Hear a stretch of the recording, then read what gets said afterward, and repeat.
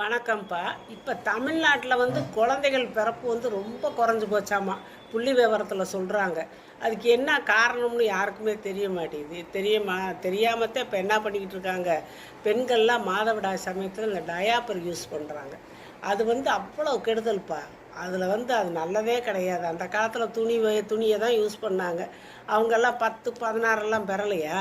இப்போ இந்த டயாப்பர் வச்சுக்கிட்டு நீர் கட்டி நார் கட்டி அப்புறம் பிசிஓடி அப்படி இப்படின்னு என்னென்னமோ பிரச்சனை வருது கர்ப்பப்பையில். அதனால் குழந்த பிறப்பு எல்லாத்துக்குமே தள்ளி போகுது. அதனால் பழைய காலம் மாதிரி நீங்கள் காட்டன் துணியை ரெடி பண்ணி வச்சுக்கிட்டு நீங்கள் அப்படி செஞ்சுட்டு வந்தீங்கன்னா உங்களுக்கு எவ்வளவோ நல்லது.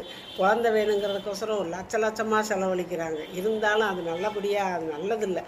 நம்ம இயற்கை முறைப்படி நம்ம அழகாக குழந்தை பெற்றுட்டு போயிடலாம்.